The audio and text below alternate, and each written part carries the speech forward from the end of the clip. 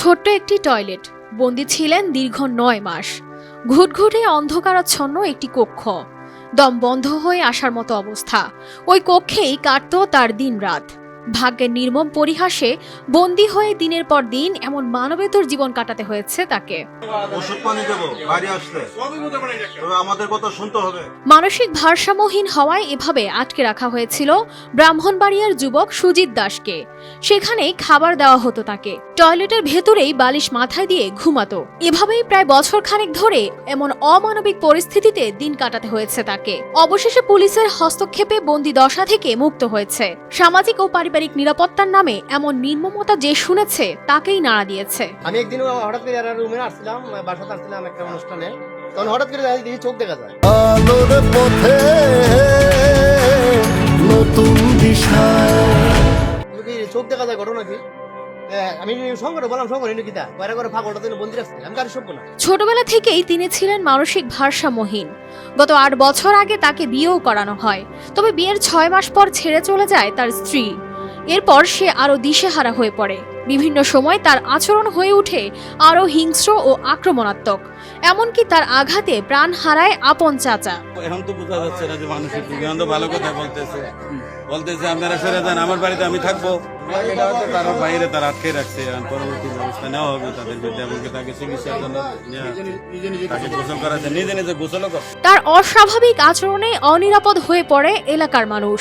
পরিবারের দাবি, এমন অবস্থায় পারিবারিক নিরাপত্তার স্বার্থে প্রায় ৯ মাস আগে ঘরের পেছনের একটি টয়লেটে তাকে তালাবন্ধ করে রাখা হয়। ছোট্ট ওই টয়লেটে চলতো খাওয়া দাওয়া।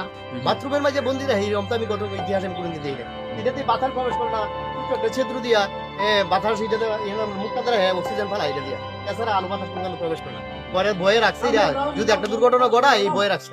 আমি রাখলে তো কিন্তু একটা মানুষের পরিবেশ তো রাখবো। এটা তো বন্দি, খাঁচার বন্দি যে প্রাণী, তার চেয়েও কঠিন একটা অবস্থা, ঠিক না? একটা বাক্যে বন্দি রাখলো, তাকে আলো বাতাস দেওয়ার একটা পরিবেশ থাকে, কিন্তু এনে কোনো পরিবেশ নাই।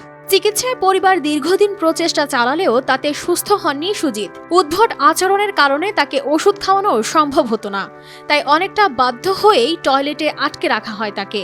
গত ২৯ এপ্রিল দুপুরে স্থানীয় একজন টয়লেটের নিচের ফাঁকা অংশ দিয়ে সুজিতকে দেখতে পায়।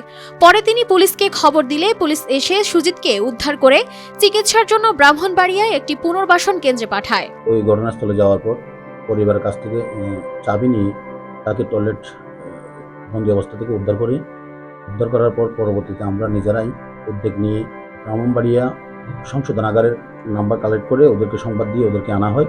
পরবর্তীতে পরিবারের মাধ্যমে তাদেরকে সংশোধনাগারে প্রত্যাহার করা হয়, চিকিৎসা দেওয়া হবে মর্মে জানানো হয়। যতটুকু পরিবার কাছ থেকে জানতে পারছি ৯ মাস। তবে অমানবিক এই ঘটনাকে সামাজিক অবক্ষয় হিসেবে দেখছেন সুশীল সমাজ। তাদের মতে সমাজে পিছিয়ে পড়া মানুষের নিরাপত্তার দায়িত্ব সমাজ ও পরিবারের।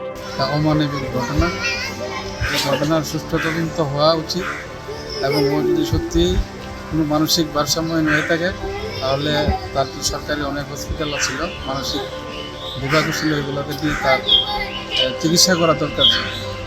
সমাজে পিছিয়ে থাকা এই জনগোষ্ঠীর প্রতি সামাজিক ও পারিবারিক নিরাপত্তা নিশ্চিত করা হবে, এমনই প্রত্যাশা সকলের। News desk, RTV।